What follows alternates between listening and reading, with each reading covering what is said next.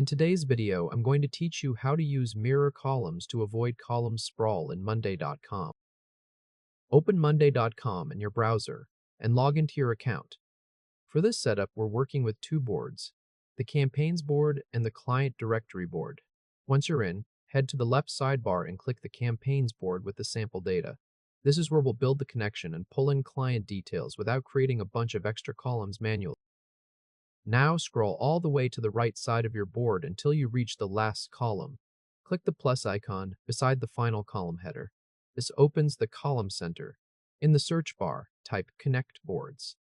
As you enter that, you'll see matching column options appear. Click Connect Boards from the results. A setup window will open. Click Select Boards, then choose the client board. After that, click Connect Boards to confirm. If you see the option that says I'll do it later, click that. You'll now have a new Connect Boards column on the Campaigns board, and by default it will usually be named Client Directory. Next, we need to link each campaign to the right client. Click the first empty cell in the Client Directory Connection column next to your first campaign item. A list of items from the Client Directory board will appear. Select the checkbox for the matching client. Then move to the next campaign and do the same thing. Click the empty cell, find the correct client, and select it. Continue through the remaining campaigns one by one until each campaign is connected to its client. Once you finish, each row will show the linked client name in that column. Now let's bring in client information using a mirror column. Go back to the far right of the board and click the plus icon again. In the column center search bar, type Mirror. Click Mirror from the results.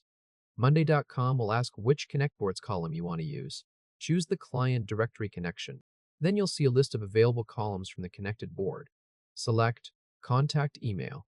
Right away, the new mirror column fills in with each client's contact email pulled directly from the Client Directory board. Let's add one more mirrored field. Click the plus icon again, search for Mirror again, and select it. Choose the same Client Directory connection. Then this time, select Monthly Budget from the list.